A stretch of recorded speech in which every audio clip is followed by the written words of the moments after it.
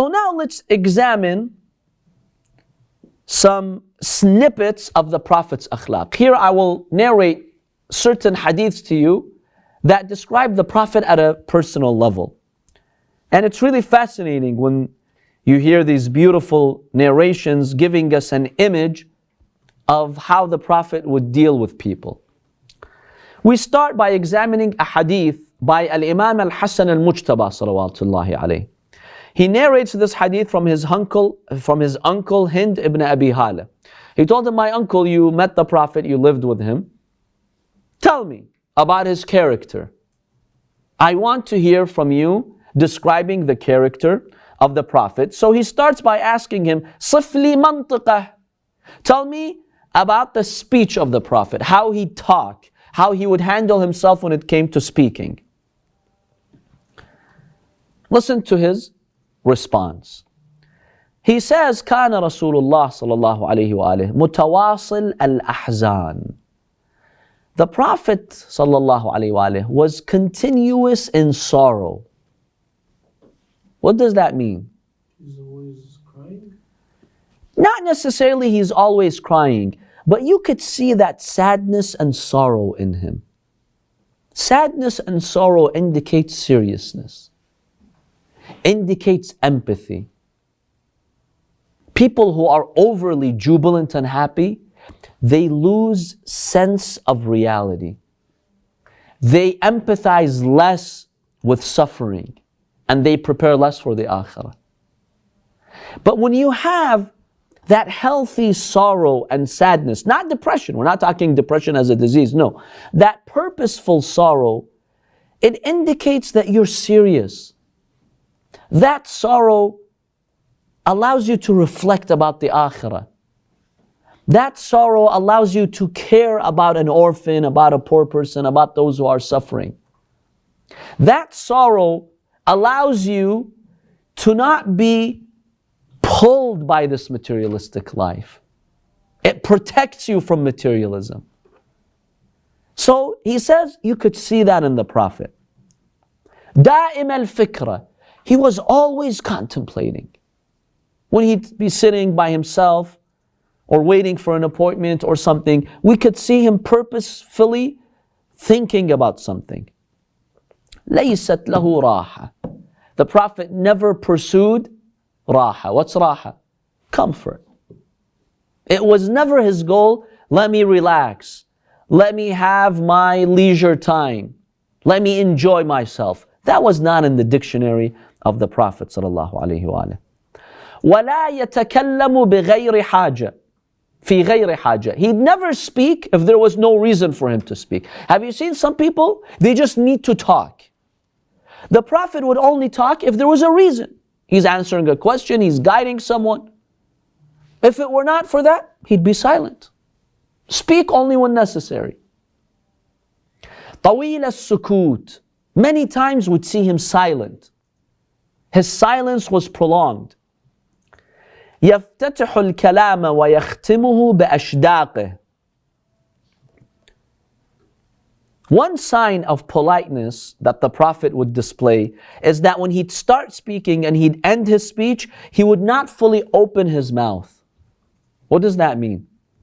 Have you seen some people when they speak, they get so passionate about what they're talking, they open their mouths a lot. The Prophet was so polite, even as he's speaking, he's so polite in his speech, he's so careful with his speech, he would not fully open his mouth as he's speaking. Have you seen some people, they open their mouth, like they're really passionate, they want to get their point, and they open their mouth as they're talking to kind of force the words on you, or to kind of be loud in your presence. The Prophet would not do that. The Prophet ﷺ, he'd try not to open his full mouth as he would speak. This is one of his manners.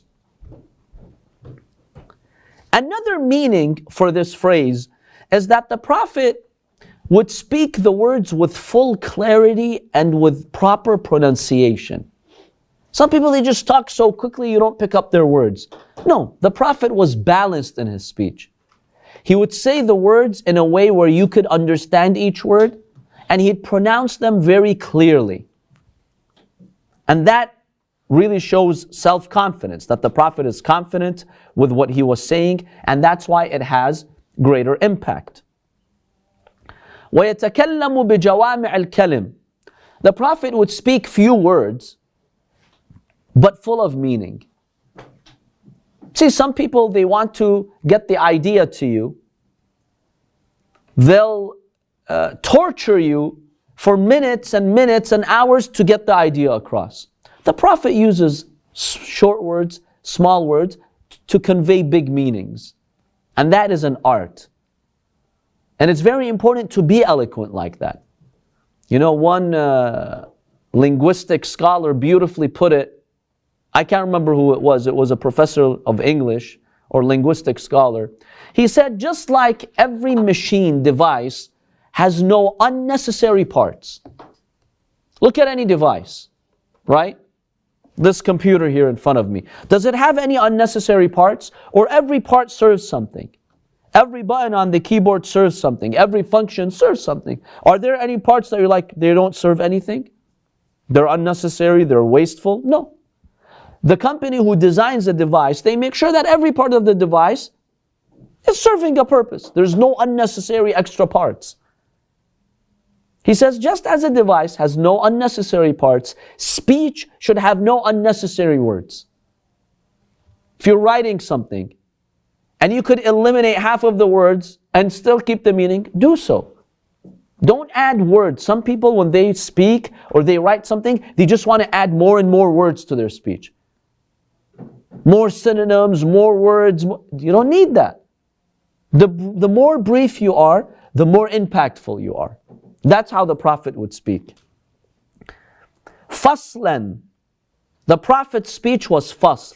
It was always surrounding the truth, to separate haqq from batil, truth from falsehood. لا فضولا ولا تقصيرا فيه.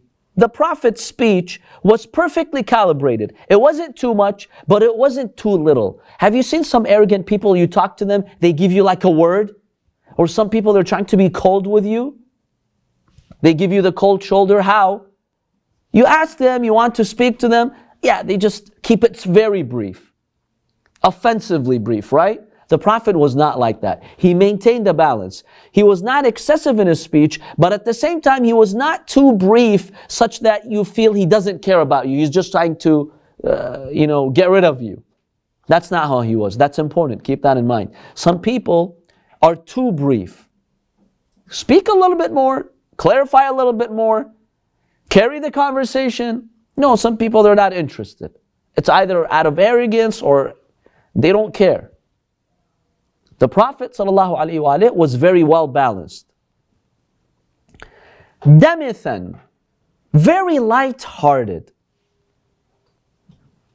See, we think that the Prophets and the Imams are so too serious in their akhlaq. The Prophet is serious about life, sure. But when you sit with him, he doesn't seem too serious such that he's intimidating. No, he's light-hearted.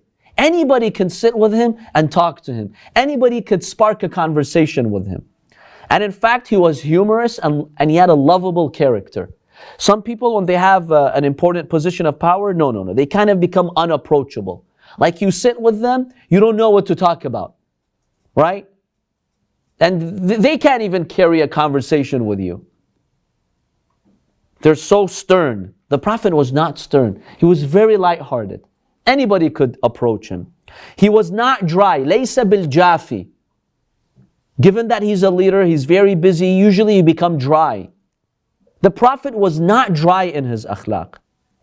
But here's the important part. وَلَيْسْ وَلَا بِالْمَهِينَ.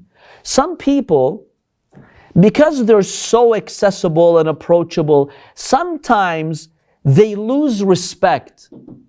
People underestimate them, right? Okay, this person doesn't really have standards for himself. No. The Prophet wasn't like that. While he was very approachable, he's very light-hearted, kind and humorous, but his respect was imposing on those around him. They would respect him. He had this glory and majesty around him. Now that's an amazing balance to achieve. And it's very hard to achieve that.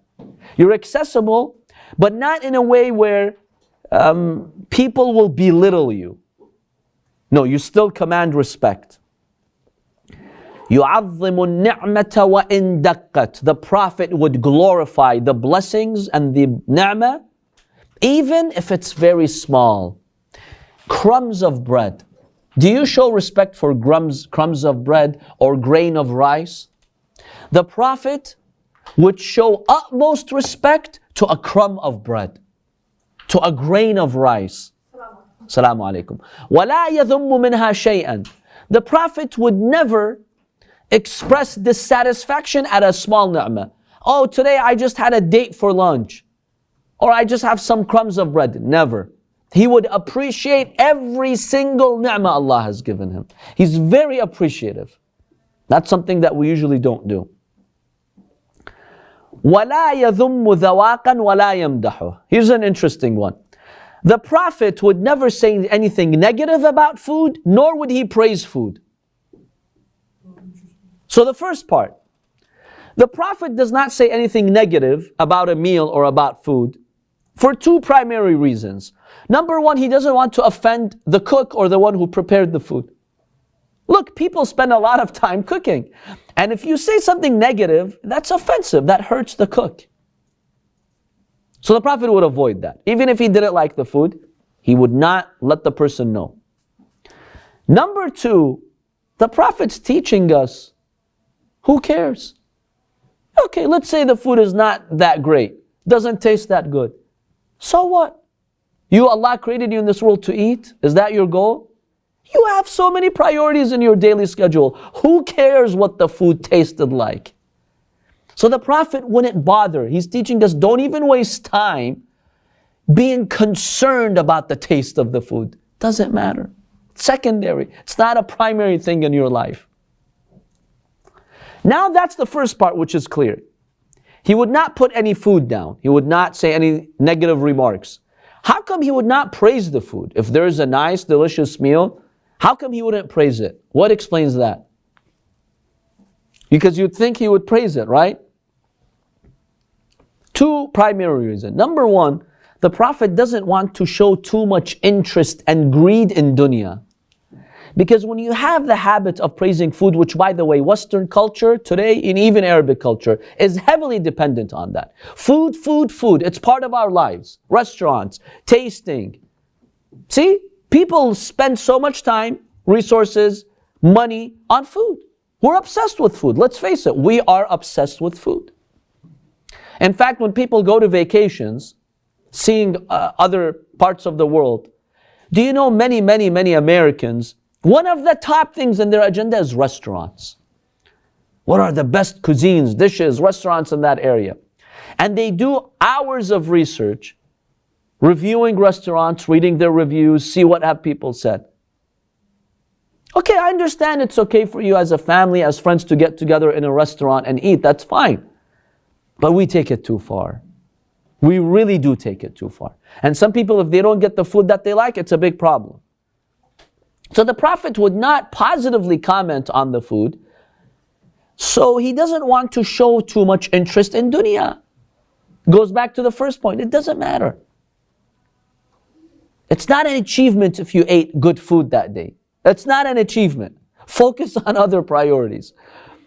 Number two, so that's the first one, not to show greed. Number two, not to encourage people to be obsessed with food. So the Prophet, according to this hadith, would not negatively say anything about food, or he would not praise the food either.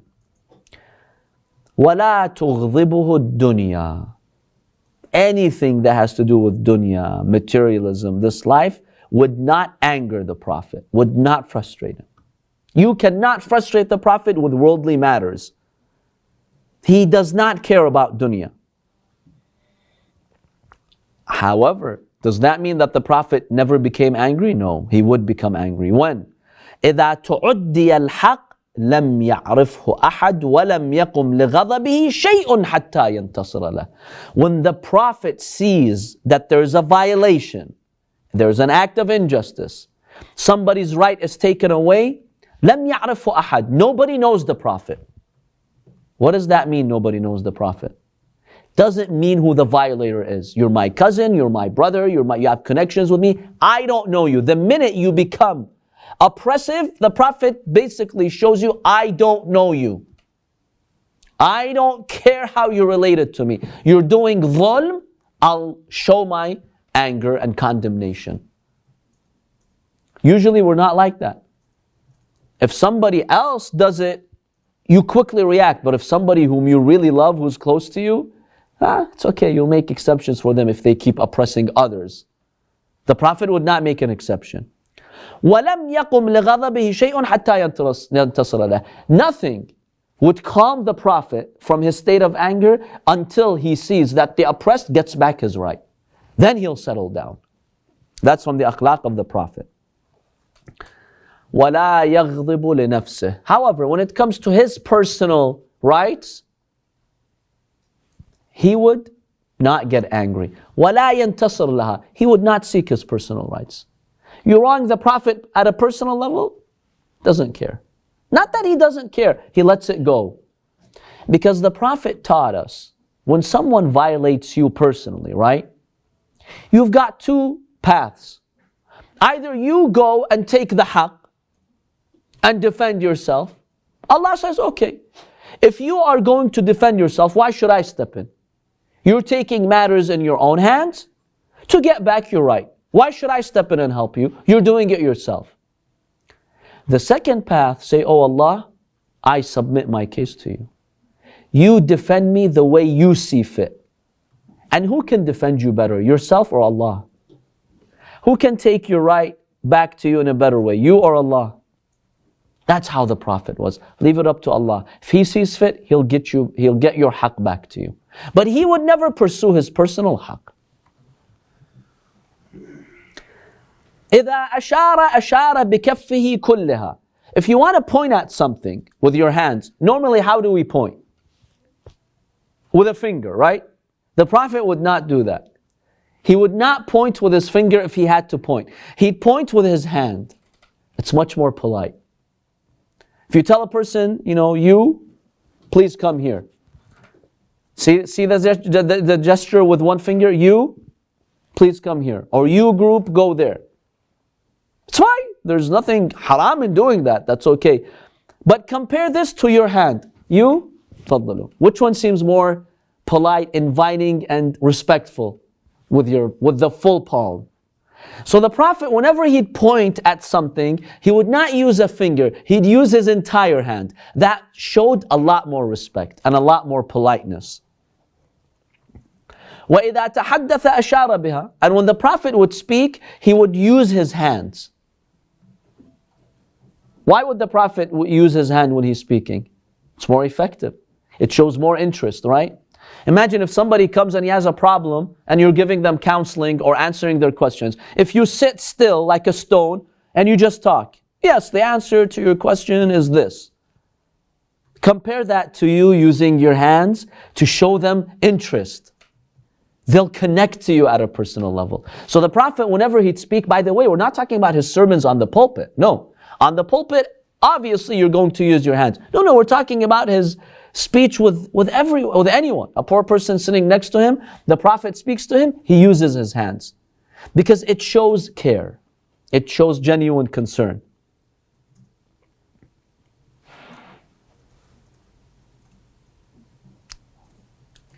So the Prophet would get angry if somebody's right is violated. وَإِذَا فَرِحَ غَضَّ مِنْ طَرْفِهِ. When the Prophet would become happy, when you become happy, what do? Some people jump, some people dance, some people sing, some people, I don't know what they do. What did the Prophet do when he'd become happy? He'd lower his gaze to the earth. Why? He doesn't get too excited, because when you get too excited, you get carried away. Many people make big mistakes. They commit sins, violations. They forget Allah in times of happiness. And here in America, you find that in happy times, holidays, New Year's, that's when the highest rates of drunk driving happens. People, when they get too happy, they start becoming animals. They behave like animals. They go into party mode. The Prophet, when he'd get happy, he'd never go into party mode. يَغُضُّ طَرْفَهُ, he'd lower his gaze, showing humbleness, thankfulness to Allah. جُلُّ ضِحْكِهِ التَّبَسُّمُ. How did the Prophet normally laugh when he wanted to laugh? Smile. He would not guffaw or break into big laughter, no. This is not that appropriate. It's not the ethics and morals of a true believer. He'd smile. جُلُّ ضحكه التبسم ويفتر عن مثل حب الغمام أو حب الغمام. Basically, he's describing how the Prophet would smile. He says, when the Prophet would smile, his blessed teeth would show, such that you can see them as white as snow falling from the clouds. That's how the Prophet's smile was captivating to people around him. It's like snow is falling from the clouds. That's how white they were. That's how beautiful his smile was. And then he says, كان رسول الله صلى الله عليه وآله دائم البشر. The Prophet was always in a positive attitude, almost like smiling. Even if he was in pain, he was suffering, he was sick, he had a good attitude. And one of the signs of the believers, al-mu'min حزنه في قلبه, the true believer, his sorrow is in his heart, وبشره في وجهه. But you see him smiling on the outside. Always have that positive attitude, even if you're suffering. Have you seen some people, they're down, they've lost money in the market, they're sick, khalas, you can't talk to them. They're in a bad mood. The Prophet would never be in a bad mood. Even if in his heart he's sorrowful, he would not be in a bad mood. Yes? So how could the Prophet have that smiling face all the time and still have that sorrowness in his face as well? See, sometimes you go through a difficulty, you're hurt, you're going through a trial, a loved one is dying, somebody's causing you problems, you see people being oppressed, you see the hypocrites and the unbelievers doing what they do, your wives are creating problems in your house every day. That hurts him. But he puts a smile. He doesn't show you his sadness. Some people, the smallest thing that happens in their homes, oh no, they have to let everybody know that they're going through pain. The Prophet would hide that from the people. When he goes out in the community, he puts his personal problems away and he smiles in the face of the people. He is bleeding in his heart, but he's smiling. You can. We all experience it. I've known many people who have this, lifestyle. سهل الخلق لين الجالب لين الجانب ليس بفظ ولا غليظ. So even though he's God's greatest messenger, he was very easygoing. He's very flexible. Have you seen some people? They're not flexible. They have their rules, their way of doing things. The Prophet was not like that. You travel with him, he's flexible. You get up with him, he's flexible. You eat with him, he's lenient, he's flexible. He's not rigid. You have to go through his way. Yeah, halal and haram, sure, he's firm with that. But when it comes to other things, it's okay. Some people, their preference, they impose it on others. He's not like that. He doesn't impose his taste or his preference on others. وَلَا صَخَّابٌ وَلَا فَحَّاشٌ وَلَا عَيَّابٌ وَلَا مَدَّاحٌ. 4 qualities. Number 1, he's not sakhab. Sakhab is yelling, being loud, being obnoxiously loud. Have you seen some people, they're very loud? They don't respect those who are around them. Even if they're in public space, they're loud.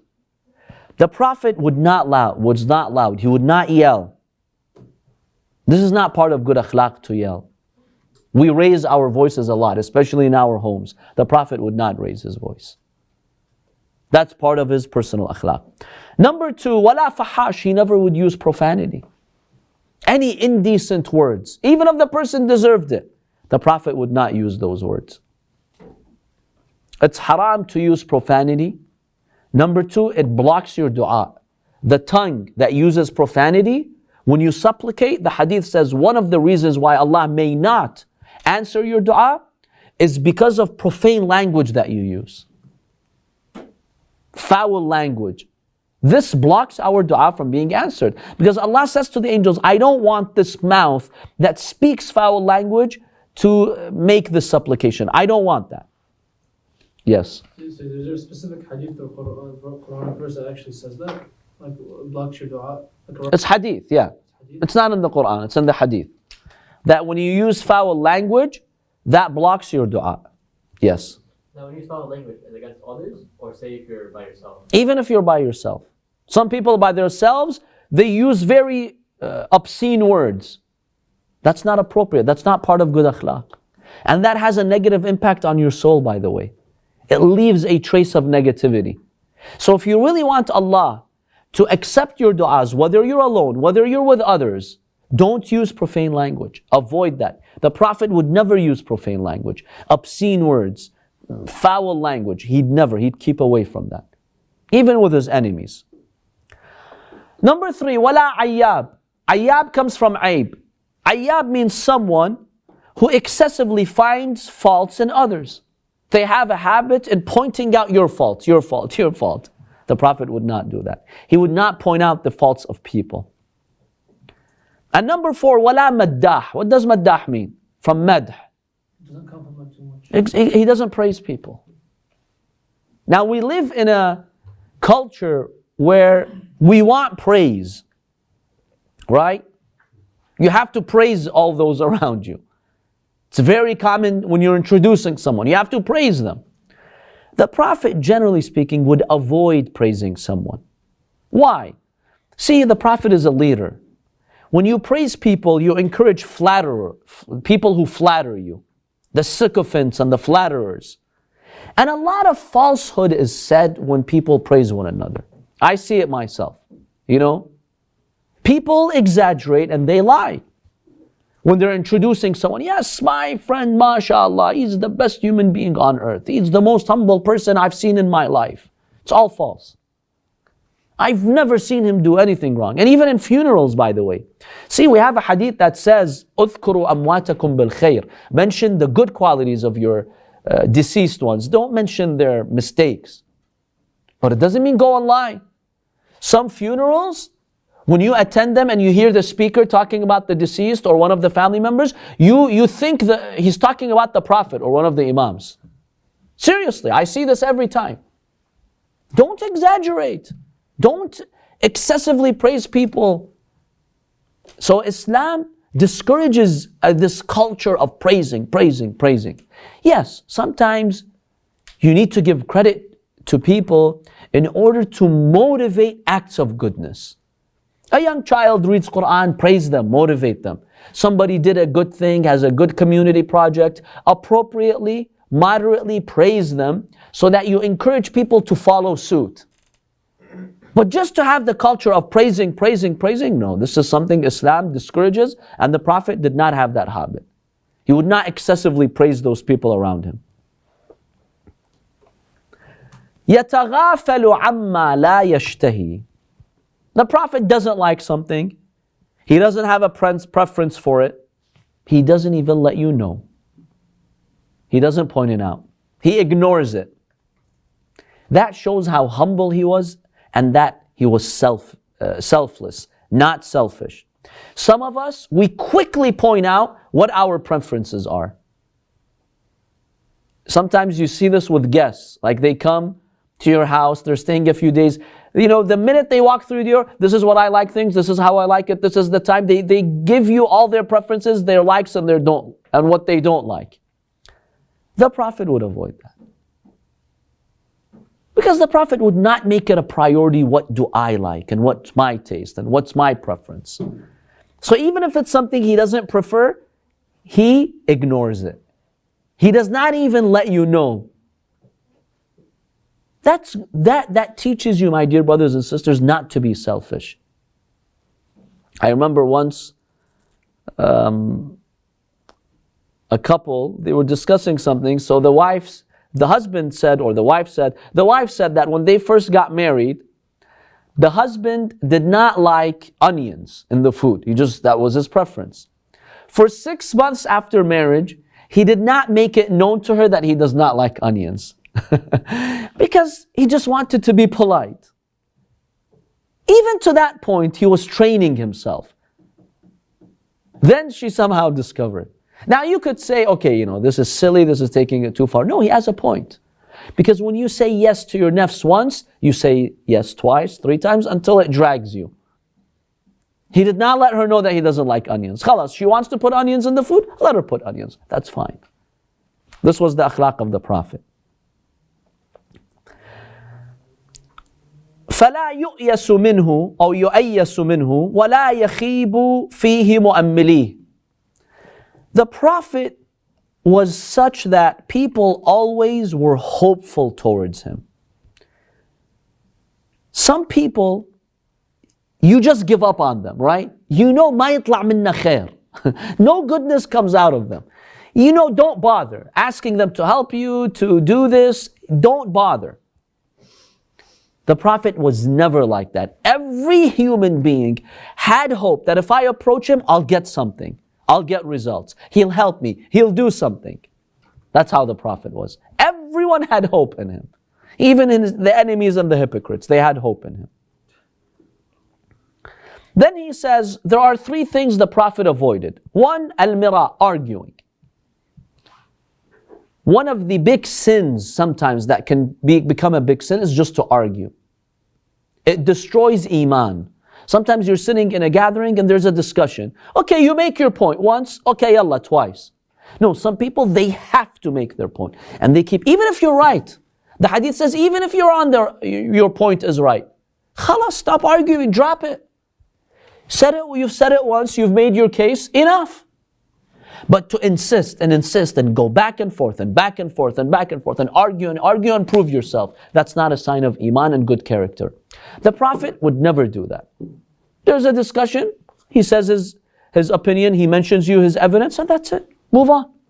I'm not going to sit here and try to prove myself that I'm right. He would never do that. Because when you have the habit of arguing, eventually you become selfish, self-centered. Because it's only about my ideas and my opinions and what I think. Over time, people who are excessive arguers, usually they're not receptive to what you have to say. It's their opinion, I want to shove it on you. The Prophet would avoid that. Make your case once, twice, it's enough. So number 1, the Prophet would avoid arguing. Number 2, wal-ikthar, he'd avoid excessive talk. We've talked about that. Number 3, وَمِمَّا لَا يَعْنِيهِ. Anything that the Prophet, it wasn't his business, he wouldn't talk about it. Have you seen some people, they're very nosy? They have to get involved in everything, even in things that don't pertain to them. They have to insert themselves in it. The Prophet would avoid that. If it's not my business, khalas, it's not my business. I'm not going to get involved.